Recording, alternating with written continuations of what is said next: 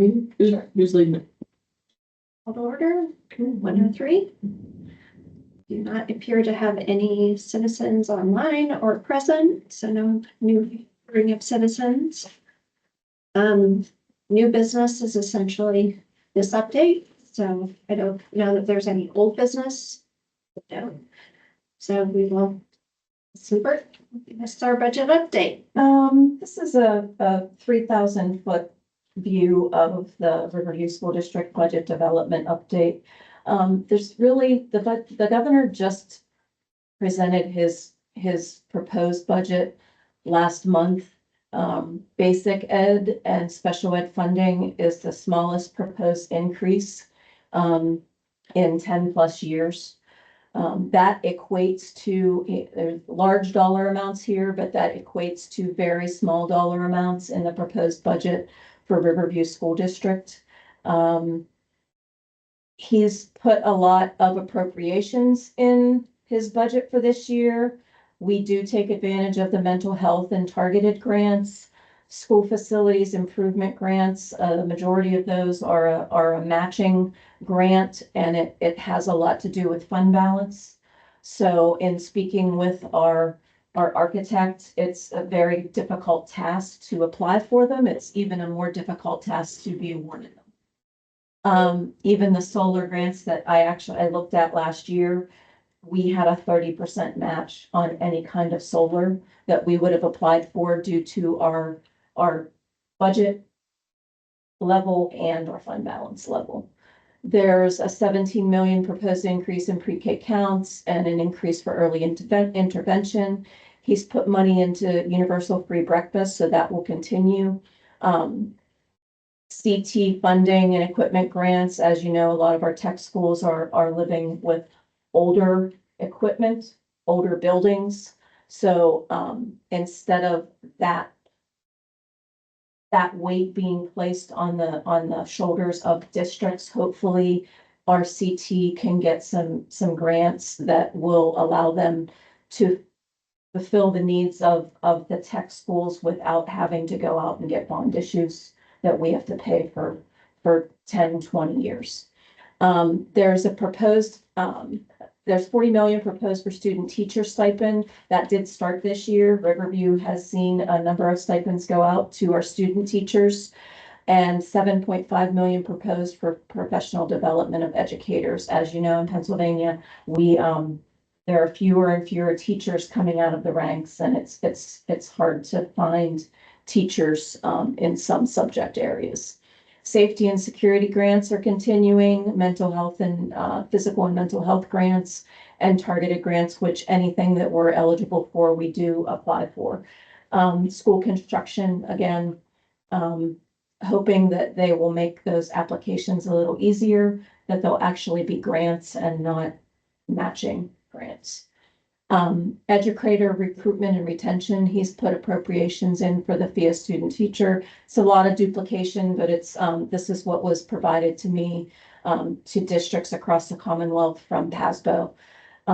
Food service, they're trying to elevate those programs to keep them. Property tax relief, I don't know, this is a little blurry. It was hard to get it clear. It'll be on the website after this presentation. But you'll see general property tax relief over the past 3 years. They've provided more tax relief payments in this upcoming year in the proposed budget than they ever had. They've finally taken it over the 1 billion mark. So from the 777 to 9, we received, it went from like, we saw an elevation in the payments, the reductions on your property tax last year and the year before, because of course the casinos are bringing in a lot of funds. So they're finally starting to push that out to the districts instead of letting it sit. So that's a great thing for taxpayers. These are the items that we noticed were not included in his proposed budget. Cyber charter reimbursement, we did get a small amount this past year. I think I saw like 13 or 14,000 come in since January, which January 1 was the start of of the reduction of cyber charter schools. Past scholarships, Plan Con funding, which we haven't seen for a decade. It seems minimum teacher salary is not included. If you recall, the past couple of years, Governor Wolf had a $45,000 minimum. And then the earned income tax credit and OSTC increases. The additional proposed revenue that he has in his budget is for video gaming terminals, legalizing adult use marijuana and taxing that, corporate net income tax reduction, and a minimum wage increase, which we've seen a little bit of this throughout the past few years, but it's like throwing things up against the wall and seeing what sticks. And he's a new governor, so we'll see how it all flushes out. Cyber charter school reform is one of the things that we need to make a priority with our advocacy. Like I said, we got about $13,000 I've seen so far since January. I'm hoping that that increases a little more. Cyber charter subsidies, charter school subsidies went away several years ago. I want to say around 2015, maybe 14, and we haven't seen any kind of subsidy for charter schools since, yet their fund balances continue to increase tenfold. I mean, they've got tens of millions of dollars sitting in their fund balances, and cyber charter schools don't have, they might have one little brick and mortar.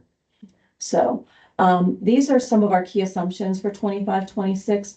Our property assessments are holding steady. They're not increasing as much as they have been, but we do have continued construction at Edgewater.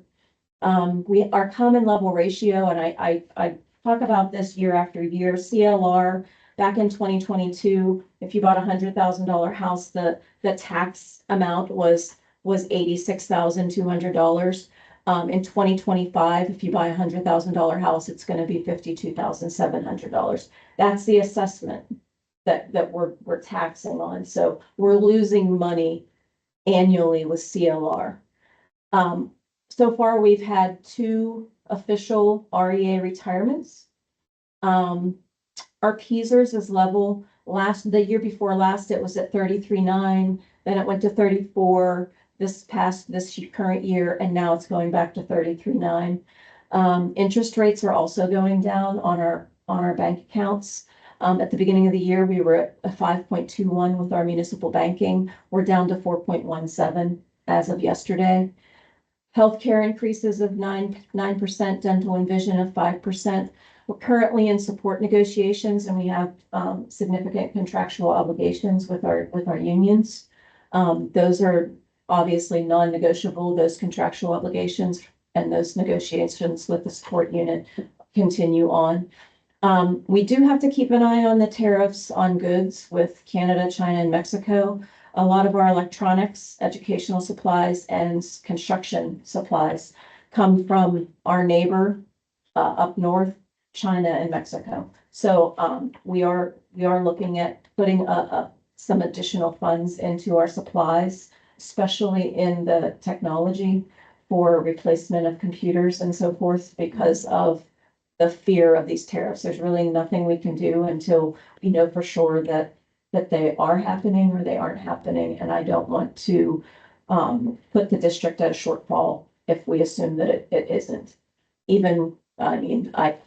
Nobody really knows what's going to happen. So I'd rather be safe than sorry. Our future uncertainty, you'll see these are our assessed values through the year. This was our May assessed value, this 708. For this current year, the January assessed value letter that we received was 713. That's only an increase of 5 million. You can see through the years the increases that the district has had.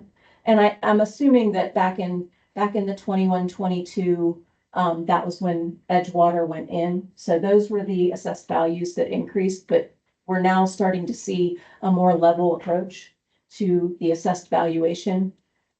There's another little snippet of common level ratio. At the time in 2025, CLRs 52.7. 4 years ago, properties were assessed at 86.2 of market value. At the time, a property worth 500,000 was assessed at 431. That's what we were taxing on. Now, current year, we're taxing on that. So we're losing close to half of what we were once taxing on. Mr. Hawk had asked in our last meeting about our assessment appeals. I reached out to MBM and got a historical dollar amount of what kind of appeals we were looking at from 22 to 25. I will tell you that the large amount of these appeals, there was one property in the borough of Oakmont that was appealed, and we issued a refund of around $349,000. So that's the majority of this. If it wasn't for one property, these numbers would be pretty level. But still, I mean, it's a significant amount. We're between 450 and 470 right now, and we still have a few months to go. So, this in and of itself it's a little scary to see that at one point we were able to tax on 431,000 and now we're reduced to 286. These are our tax millage rates from last year and the current year, and our neighbors, our closest neighbors, to see where the value of a mill comes in. When you see that Fox Chapel's millage is only 20.73 and ours is 24.9409, that's their value of a mill. If we were pulling in $4 million a mill, we wouldn't be having these meetings as much. It would be a lot easier to balance a budget.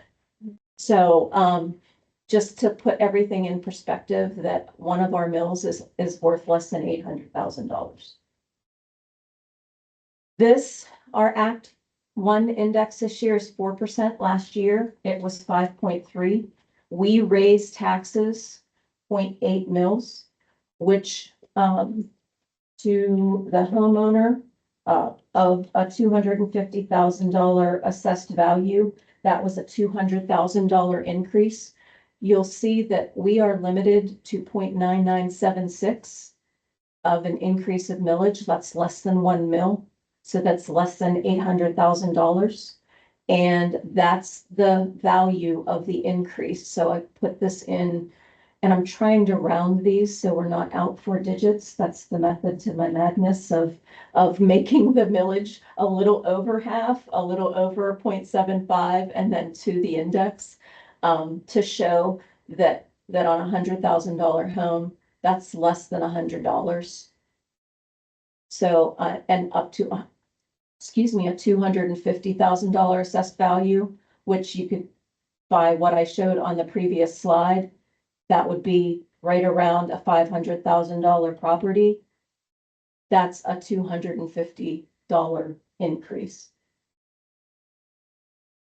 That is pretty much my update right now. The budget I'm continuing to meet with some of our administration.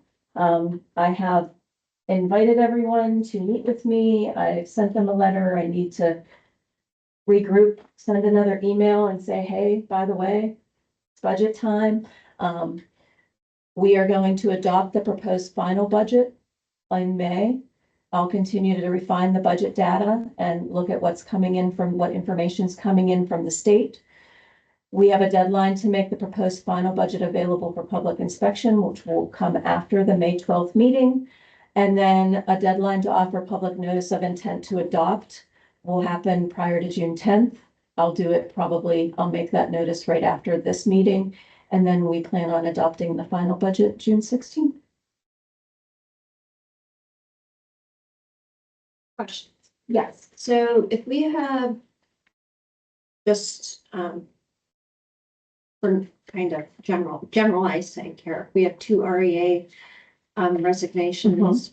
If they're at top level and we hire 2 new people at an entry level, what is the savings there? So I'm going to, so our top level is a little under $100,000. So let me do a quick calculation.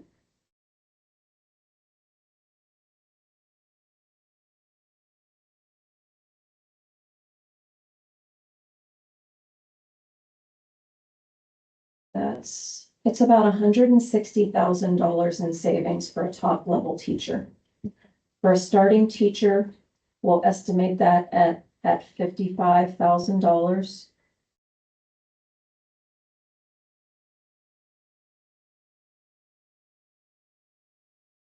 It's gonna be a savings of about $50,000. Yeah, that's if the new, Approximately. that's if the new teacher is a family coverage. If it's not a family coverage, it's considerably less. Okay. So if they're an individual, if they're a younger teacher coming out of school Mhm. with a couple years of, of service already, we're gonna save a little more if family coverage right now is close to $30,000. Okay. Dental, vision, the whole shebang. Okay. So Um. sorry. And then the Peasers level, you said had been 33.9, went up to 34%, back down to 33.9. Are the projections for that rising still, or are Yes. they? Are still They are rising. I don't know. I think because of interest rates and what they've been investing in, Mhm. they've taken a harder look at what they're investing their money in because of the increases. So historical increases are still going up. Questions with, the Fed and interest rates and tariffs and everything that's going on in our world today. I would assume that they're gonna continue to go up. That's the projection anyhow. Okay. What else did I have?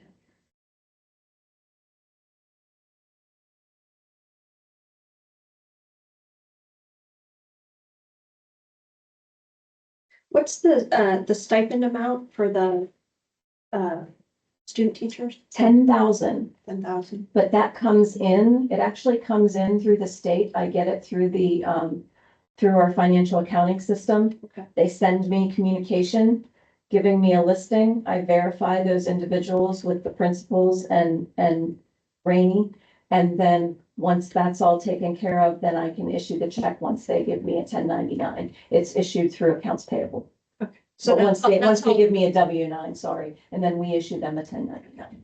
but that's all reimbursed through the state, or Yep, that's? it's not in our it's a wash. Okay. That's one of the things that he's funding. Okay. It's actually a funded mandate for once. Oh, I know, it's crazy. It's crazy. And then speaking of unfunded mandates, the, security guard Yeah, or that mandate, we are, just in general, like cost wise, what is so, our range even? it's more expensive if we would go with, the borough police because they're union, they have a contract. Neil, Dr. English and I have been, speaking with a couple of different companies with regards to cost association. I'm assuming that, and I did get a quote from the company that I had utilized at a previous district. And it looks like it's gonna be between $50,000 and $60,000 a year as opposed to between 75 and 85. Okay. But we can offset that by some of our school safety, like we have the meritorious grant, that's $35,000. And then we can also apply for the competitive grant to fund that from year to year, if those grants are available. Okay. So that's something you don't know about until. It's an unfunded mandate at this point, but there are funds that you can shift, like the $35,000 this current year we utilized on the speaker system. Mhm. That was a safety concern. And we utilized all of that at this building. It was around we got $30,000. It ended up being like 35, so it offset $30,000 of the cost. Mhm. So that if we wrote it for the security guard would offset a portion of those costs. And that's something we, what, is that every year?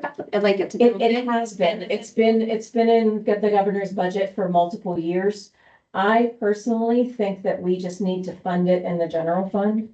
And the $30,000 should be utilized for maybe shatterproof glass at in your doors at each location. Mhm. Bollards in front of your level to the street doors. Mhm. Those are some of the things that I utilized my meritorious grant through the state at other districts. I just think that every year there's something that comes up that you could utilize those funds to make your district safer. Mhm. And by having, I don't think that that mandate's ever gonna go away. Mhm. So I think that that's something that you need to definitely fund in your, I mean, we could offset it, Mhm. but I think it's something that you're gonna need to Just fund put it in every budget. year. Yeah. And the insurance increases, Those don't come in until, they don't come in for another month or so. Right now, they're still out getting quotes. okay. So if, like, I guess I'm trying to think of what is 9%, a 9% increase, like, so how much do we put So into we- our insurance program every?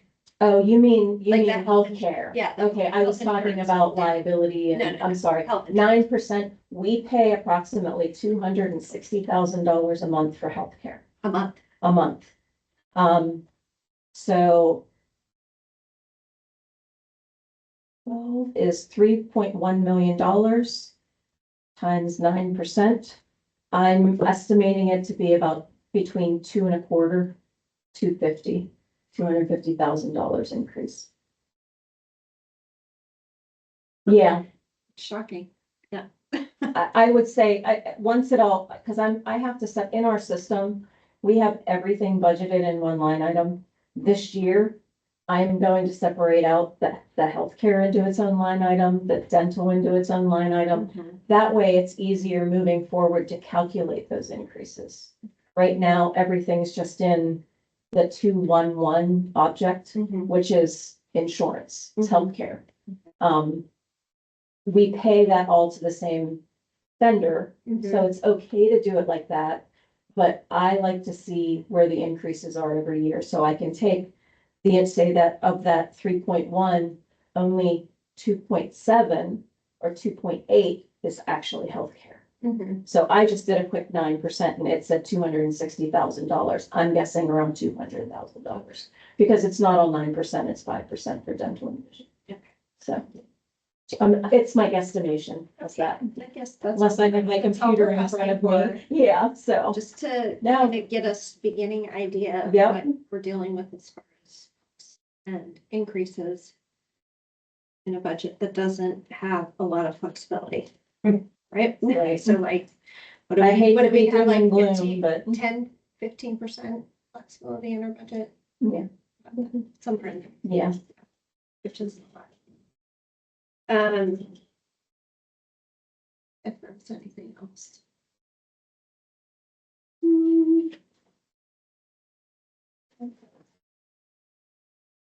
That was most of my questions.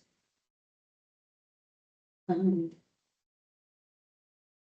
I know last year when we did our budget, we had to make decisions based on the proposed state budget, Mhm. right? So just to clarify, like that state budget did not come through until Didn't come through until June. June. Yeah. Okay, so the end of June, Exactly. after we had. After we had. After we had to. So we did see a slight increase in our basic ed and our special ed. Mhm. But again, those proposed numbers, they're never guaranteed. So you don't want to plug in. I will maintain our current numbers. I will not plug in 51,000 and Mhm. 31,000 or Yeah. 31 and 17, I think it was. I won't plug those into our proposed Mhm. and until they give us solid numbers. We're gonna have to see that fluctuation. Well, and in the long run, that's not, It's, yeah, it's I mean, not even, last year was significantly. Yes, Mhm. yes, Yeah. yes.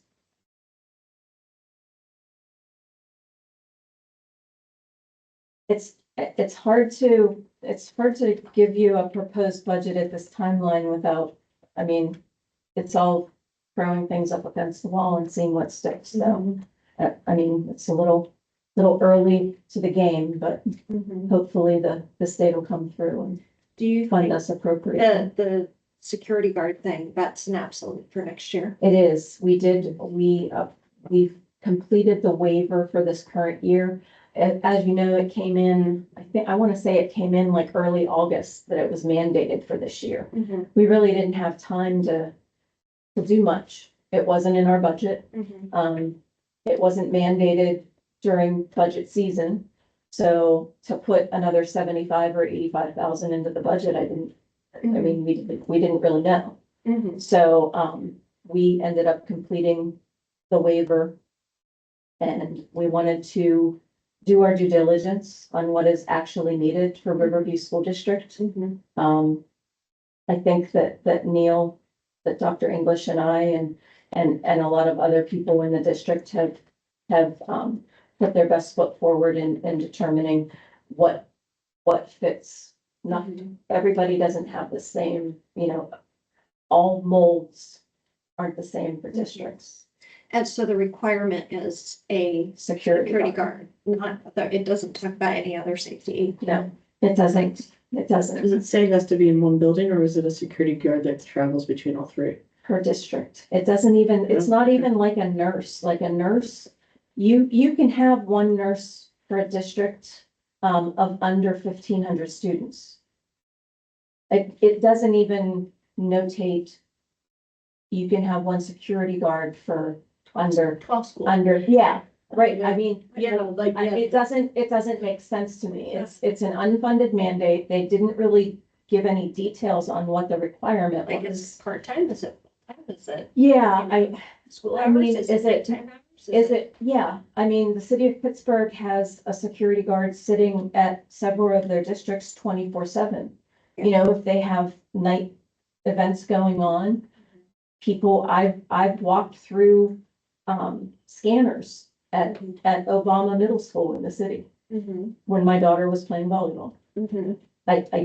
I don't know how any Mhm. district, I don't know how any district can afford to do that, Yes. especially the city of Pittsburgh, Valley does it. 24/7. Well, not, well, it's there all day. I mean, they have somebody there all day. Like, we went in for an evening volleyball game. Okay. Had to go through it. They had a security guard right there. So I guess my question is that a situation where we post the position, or we go with like a contracted company, like? Neil and I are actually looking at a contracted service. Mhm. I mean, when you look at the cost savings, you would have to have an SRO, somebody who is a school resource officer to go through that. I hired a company at my last district and they did a fabulous job. So we've already gotten a quote from them. We've talked to, Blue Point about doing a survey of all the buildings. I think, the board approved that a couple months ago or last month. So. He's been on site and he's gonna give us some pretty good feedback on what he sees is needed for the district. But we're definitely doing our due diligence with regards to safety and security. And the mandate.